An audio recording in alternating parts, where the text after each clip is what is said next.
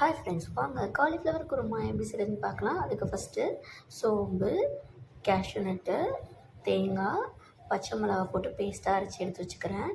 தென் வந்துட்டு எண்ணெய் ஊற்றி சோம்பு போட்டு வெடிக்க விட்டுட்டு பிரியாணி இலை, பட்டை, ஸ்டார் அனஸ் போட்டு லைட்டாக வதக்கி விட்டுட்டு அப்புறம் வெங்காயம் போட்டு நல்லா வதக்கணும்.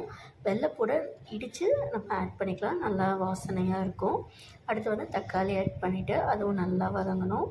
வதங்கினதுக்கப்புறம் நம்ம வந்து 2 பச்சை மிளகா ஃப்ளேவருக்காக ஆட் பண்ணிக்கலாம். நான் வந்து ஆல்ரெடி காலிஃப்ளவர் வந்து சுடுதண்ணியில் போட்டு எடுத்து வச்சுருக்கேன்.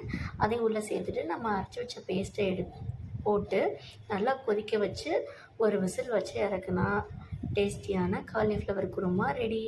இது வந்து இட்லிக்கு, சப்பாத்திக்கெல்லாம் ரொம்ப சூப்பராக இருக்கும். ரொம்ப சிம்பிளாக வித்தின் ஒரு 5 to 10 மினிட்ஸில் ரெடி பண்ணிடலாம். ரொம்ப சூப்பராக இருக்கும், டேஸ்டியாக இருக்கும். இந்த வீடியோ பிடிச்சிருந்தால் லைக் பண்ணுங்கள், ஷேர் பண்ணுங்கள், மறக்காமல் சப்ஸ்கிரைப் பண்ணிவிடுங்க.